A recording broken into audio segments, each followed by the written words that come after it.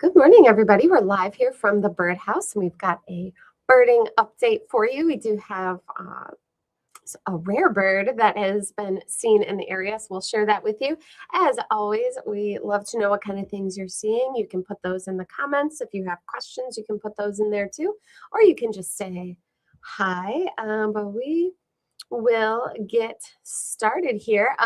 Also, if you are local to the area, I should add that next week on Saturday, we do have Teddy the snowy owl coming to the store, which is always very popular with people. So Wild Wings is going to be here with Teddy, and they're also bringing their short-eared owl as well. So that's next Saturday. They will be here, and keep an eye out on our website, which is thebirdhouseny.com, because we will be having more events to share with you very, very soon, which is really exciting.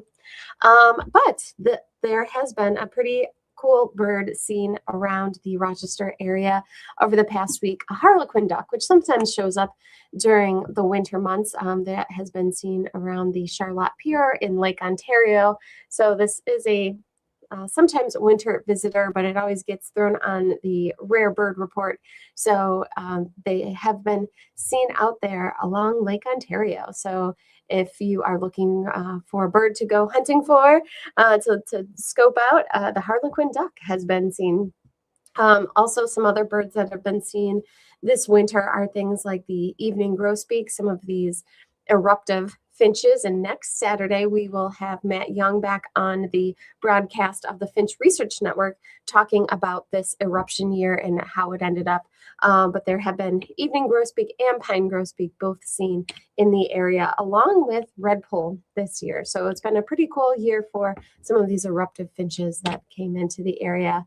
But some other finches that you might get on your feeders, if you've got your backyard feeding station up, you've probably noticed it's gotten a lot of attention recently because of all of the weather we've been having, all of the snow and the cold.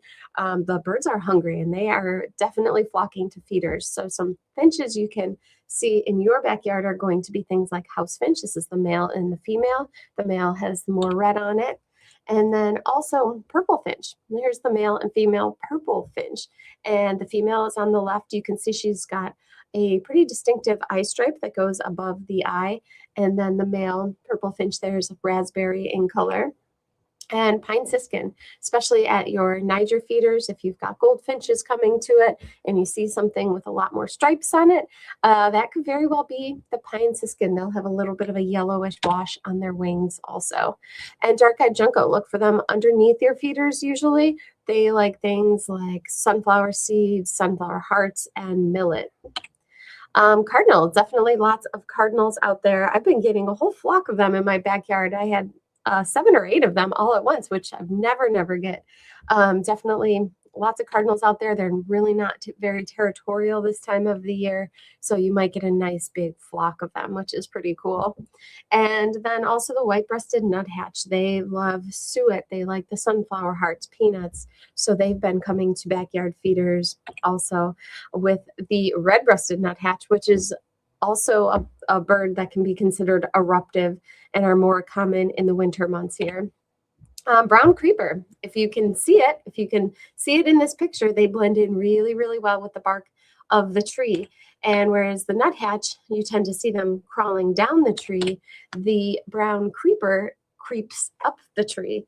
And if you can't see it, this is it. If you can see where my mouse is circling, there's a little brown stripy bird here, and that is called the brown creeper. You can see it a little bit better here from this angle, but look in your backyard for these because they're not always right in your face. They blend in so well that they might be there and you just don't know it. And even eastern bluebirds are out and about visiting cavities. It's too early for them to start nesting, but don't be surprised if they are popping in and out of your bird houses, looking for places to roost, to stay out of the bad weather conditions, and looking for places to possibly nest in the spring.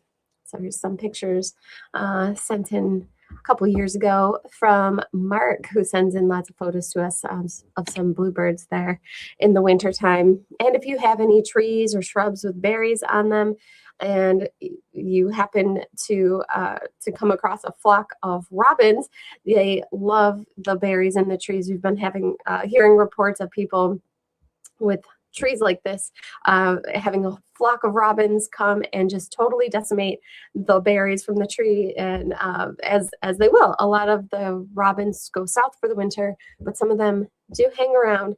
And if they do, they are looking for food, and it's going to be in the form of fruit. Same with the cedar waxwings. Cedar waxwings eat lots and lots of fruit, so they will form flocks. And same thing, they will just have a great time at any kind of tree that has lots of berries on it. And then lots of reports of birds of prey. Red-tailed hawks are around all year. That's going to be our most common hawk, but in backyards, people are getting Cooper's hawks, sharp-shinned hawks, going after their songbirds. It's really common in the wintertime. You might also come across rough-legged hawk, which are a bird that's up north, but then they come down here for the winter months.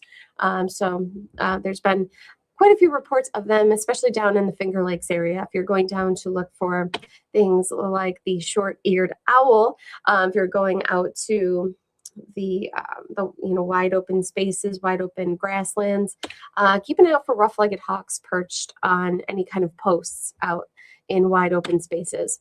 And short-eared owl. It's been a good year again for short-eared owl, especially down in the Finger Lakes area, down in Avon and Geneseo. They like wide open grasslands. They will fly low over fields as they hunt. And here's some photos of short-eared owls that Mark has taken. This is another winter visitor for us, and here you can kind of see those ear tufts that aren't really ears, they're feathers, but that's what gives them their name, the short-eared owl. And if you go to look for short-eared owl, you'll probably also see some northern harrier. Northern harrier will patrol the same fields during the day, and then the short-eared owls kind of take over at night. But this is a male northern harrier here. And then the female northern harrier is quite brown in color, but they both have that white patch on their rump. It's called a white rump patch. So it's a good way to identify them. And even some reports of American kestrel out there too. American kestrel and also merlin, which is another small falcon. So lots of bird of prey activity out. And if you're by any kind of open water, bald eagles are out there too. So it looks like there's a couple comments on here. We've got Steel Monkey on, who says, now I know I'm not getting any cardinals. They're all at your house, Liz. Yes, I've been very lucky to get the cardinals. Haven't had a lot of bird activity besides sparrows and starlings recently, but those cardinals were a nice surprise.